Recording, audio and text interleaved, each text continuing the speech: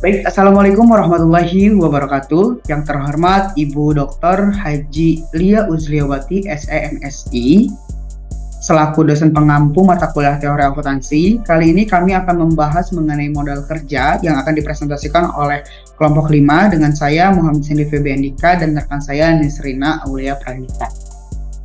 Baik, di sini kami akan masuk ke pembahasan yang pertama, yaitu mengenai perkembangan konsep modal kerja. Nah, konsep modal kerja ini berasal dari perbedaan di antara modal tetap dan modal yang beredar pada awal abad ke-20. Sebagaimana yang didefinisikan pertama kali, modal tetap adalah uang yang dikeluarkan langsung tertanam dan untuk semua. Sementara modal yang beredar didefinisikan sebagai komponen-komponen persediaan dalam perdagangan yang dipisahkan dari dan digantikan oleh komponen-komponen yang serupa dalam aktivitas bisnis yang biasa. Kemudian untuk penggunaan saat ini, konsep modal kerja memberikan informasi yang berguna dengan memberikan indikasi terkait likuiditas entitas dan tingkat proteksi yang diberikan kepada para kreditur jangka pendek. Secara khusus, penyajian modal kerja dapat dikatakan menambah aliran informasi kepada pengguna laporan keuangan dengan yang pertama menunjukkan jumlah margin atau penyangga yang tersedia untuk memenuhi kewajiban saat ini. Yang kedua, menyajikan arus aset lancar dan liabilitas jangka pendek dari periode sebelumnya. Dan yang ketiga, menyajikan informasi yang menjadi dasar prediksi bagi arus kas masuk dan arus kas keluar di masa depan. Kemudian di sini ada komponen modal kerja. Yang pertama itu adalah aset lancar yang terdiri dari kas, kemudian setara hak kas, investasi sementara, piutang, persediaan, dan juga hal-hal yang dibayar di muka. Kemudian untuk komponen modal kerja selanjutnya yaitu liabilitas jangka pendek yang terdiri dari utang atau utang usaha, kemudian tangguhan, dan jatuh tempo saat ini yang kurang dari 12 bulan atau masih masuk dalam kriteria jangka pendek. Kemudian selanjutnya yaitu manajemen modal kerja. Manajemen modal kerja adalah strategi yang berfokus pada mempertahankan tingkat efisien komponen modal kerja, aset lancar, dan liabilitas jangka pendek. Tujuan dari manajemen modal kerja adalah untuk memastikan bahwa perusahaan ini memiliki arus kas yang memadai untuk memenuhi kewajiban utang jangka pendek dan beban operasionalnya.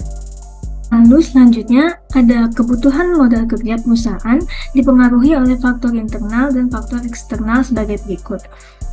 Yang pertama pada faktor internal, yaitu ada ukuran perusahaan dan tingkat pertumbuhan, lalu ada struktur organisasi, lalu ada kecanggihan manajemen modal kerja, dan ada posisi atau aktivitas atau kapasitas peminjaman dan investasi. Lalu selanjutnya ada faktor eksternal. Yang pertama itu ada layanan perbankan, ada suku bunga, teknologi baru dan produk baru, ekonomi, serta pesaing. Selanjutnya, aspek utama dari manajemen modal kerja adalah menilai likuiditas perusahaan. Beberapa rasio yang digunakan untuk mengevaluasi likuiditas perusahaan itu diantaranya ada quick ratio, yang rumusnya itu aset lancar dibagi liabilitas jangka pendek. Lalu yang kedua ada cash flow to short liability. Rumusnya itu kas aktivitas operasi dibagi rata liabilitas jangka pendek. Lalu yang ketiga ada AR turnover, yang rumusnya itu penjualan kredit neto dibagi rata piutang usaha. Lalu selanjutnya ada inventory turnover, rumusnya itu HPP dibagi rata persediaan. Lalu yang terakhir ada liability turnover. Rumusnya itu pembelian persediaan dibagi rata utang usaha. Lalu selanjutnya ada International Accounting Standards. Pernyataan terkait masalah-masalah berikut yang mempengaruhi modal kerja itu, yang pertama ada penyajian aset lancar dan liabilitas jangka pendek dalam revisi IAS nomor 1 yang berjudul penyajian laporan keuangan.